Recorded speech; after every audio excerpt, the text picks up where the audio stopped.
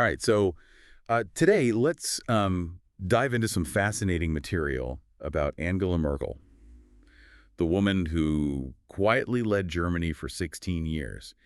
You've probably heard her described as, like, the antithesis of nearly every assumption we make about a head of state. Yeah, pretty intriguing, right? And the source material we have dives into the core of her approach, this whole idea of sobriety, which might surprise you because it isn't actually about abstaining from alcohol. It's more like a unique leadership mindset. Oh, I see. So not exactly what you picture when you think of, like, a powerful world leader, right? Yeah. So what does this sobriety actually, look like when you see it in practice? Well, the source kind of breaks it down into like three key elements. First, there's this emotional detachment, not in like a cold way or anything, but more like as a tool to help you make rational decisions, even when you're under a ton of pressure. Okay, yeah, makes sense. And then second, you've got resisting the urge for self-promotion, which is honestly pretty rare these days, right? Yeah, for sure. Especially for people in those positions, it seems like. And then finally, prioritizing the long-term goals over those like quick, flashy wins. So it's kind of like playing the long game, like staying focused on the bigger picture, even when things get a little chaotic around you. Exactly, yeah.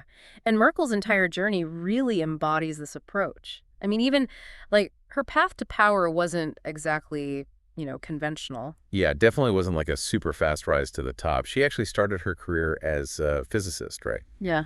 And only entered politics later on in life. That's right. She was already in her 50s when she became chancellor. It was a very slow and deliberate climb to the top, which the source points out is pretty different from the whole hustle culture mentality we see so much these days. Yeah, that makes sense. And there's that great anecdote about her as a young girl, at the swimming pool, standing on the diving board forever before finally jumping in. Right. I mean, most kids would have jumped right in, but Merkel took her time. Like she was assessing the situation, maybe even overcoming some fear.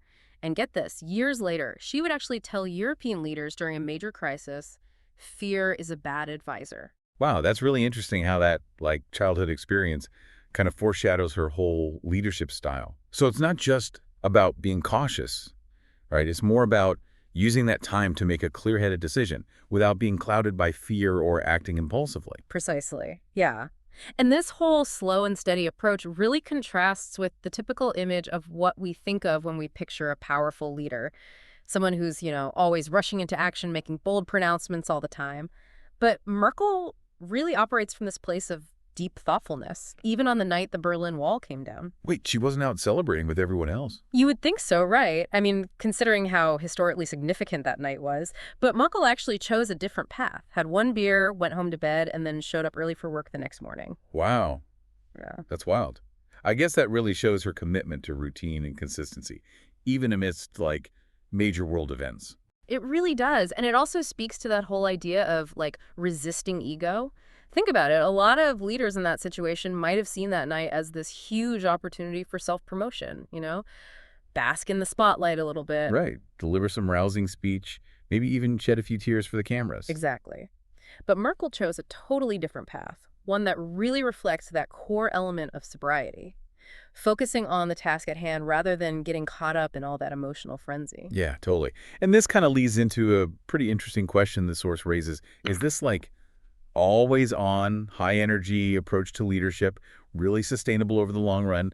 Can you keep outworking and outrunning everyone forever? It's a good question. And it makes you think about, that whole idea of burnout that everyone's talking about these days. Maybe the sober approach is actually the key to like longevity, to leading effectively for the long haul. Yeah, maybe so.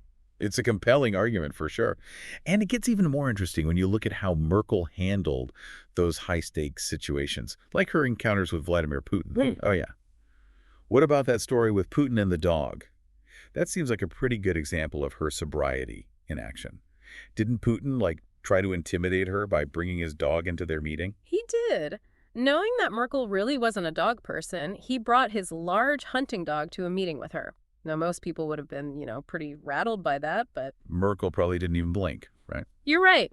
Reports suggest she remained completely calm, even joked about it later, which ironically kind of ended up making Putin look a bit foolish and insecure. That's amazing. So Yeah. instead of reacting with fear or anger, Mm. she kind of turns the tables on him by staying so composed, almost detached from the situation. Exactly. She doesn't let his power play get to her, and instead of responding with like a similarly bold or aggressive gesture, she sticks to her principles, Yeah. demonstrating strength through composure and, just this unwavering focus. It's like she's using her sobriety as a shield against his attempts to manipulate her emotions. And that's a key part of this whole approach. Remember that first element we talked about, emotional detachment. It's not about being cold or unfeeling. Right, more like being able to step back from the situation, see things clearly without getting caught up in the emotional currents. Exactly. And that ability to maintain composure, to make decisions based on reason rather than just reacting is incredibly powerful, especially in a world that's,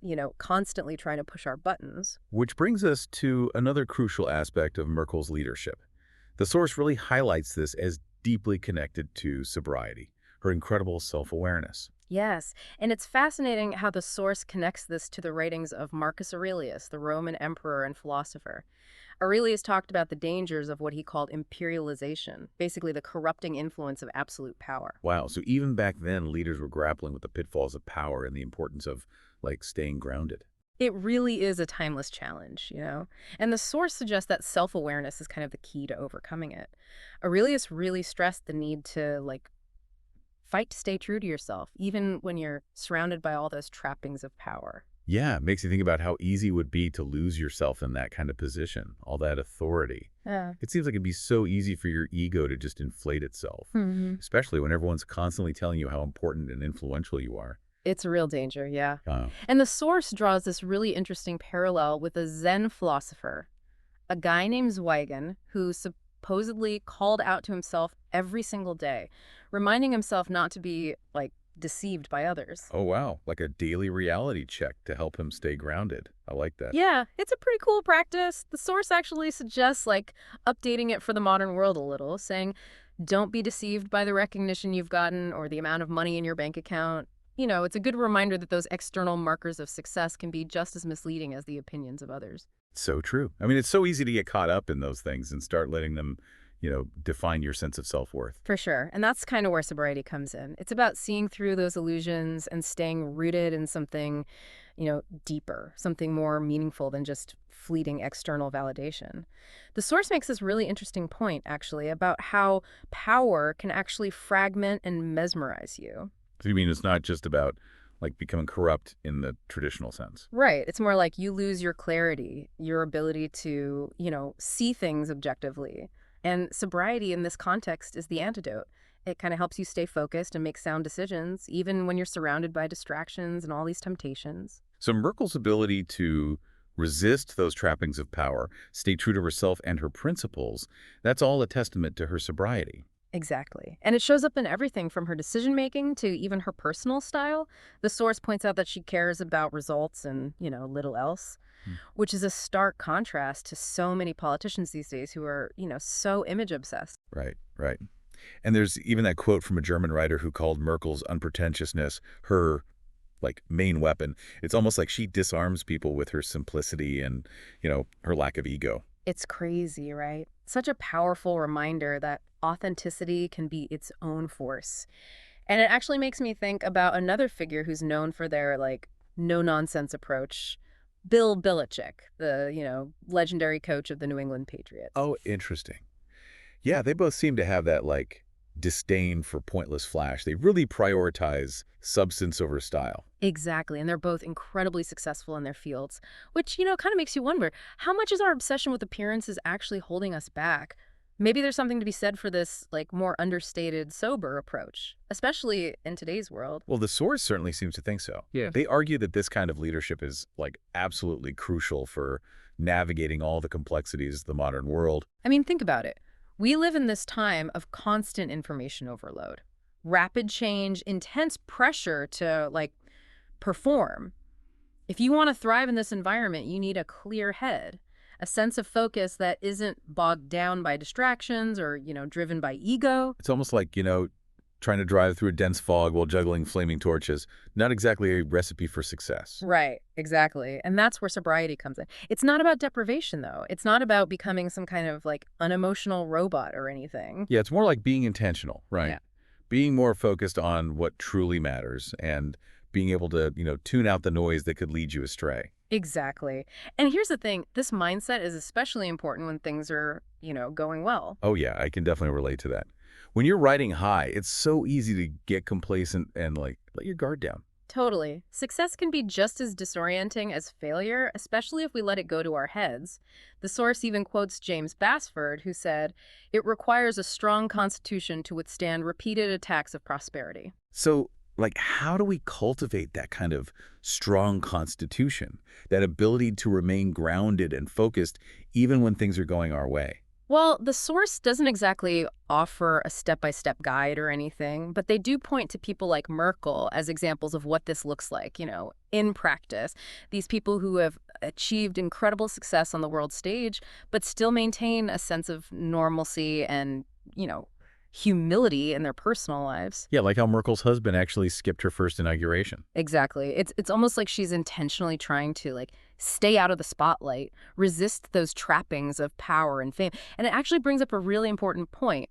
The source argues that we need more sober leaders like Merkel, but most of them are kind of hidden from view. They're not seeking attention, they're just quietly doing their work, making a difference without all the fanfare. Which makes you wonder, if they're hidden, how do we find them? How do we learn from them? That's a great question. And honestly, one the source doesn't really answer directly. Maybe it's up to us to like look beyond the obvious and start recognizing the quiet power of sobriety in action. Maybe it's not just about finding more Angela Merkels out there, but, about each of us becoming more like her in our own way, cultivating that kind of sobriety within ourselves, recognizing that true leadership isn't really about outward appearances or like ego-driven ambition.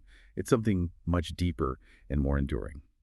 And that brings us back to, Merkel's unpretentiousness being called her main weapon. If that's really the case, what other like unexpected strengths might we discover just from embracing this type of sobriety? Yeah, it really makes you think about what we, actually value in our leaders and what qualities actually lead to that, like lasting success. And maybe this whole idea of sobriety, like the source is presenting it, maybe that's actually the key to, unlocking this new kind of leadership. Yeah, a leadership style that's more grounded, Hmm. more sustainable, and ultimately, more effective in navigating all this complexity in our world. So as we wrap up this deep dive, I want to leave everyone with something to think about. Yeah. If, like, unpretentiousness can really be a weapon, like that German writer said about Merkel, Yeah. what other, unexpected strengths that we find by embracing this type of sobriety? It's a good question. Like, what could be possible if we all kind of shifted our focus away from those outward appearances and more towards, inner strength, clarity?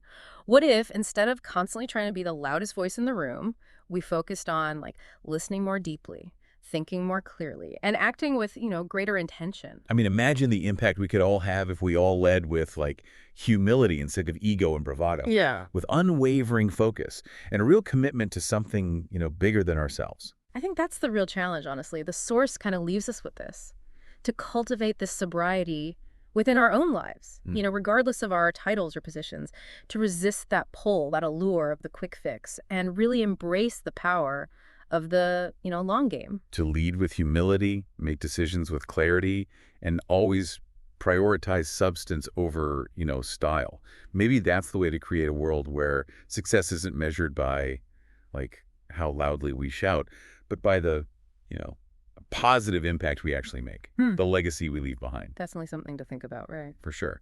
And you know what? We would love to hear your thoughts on this. What resonates with you about this whole idea of sobriety?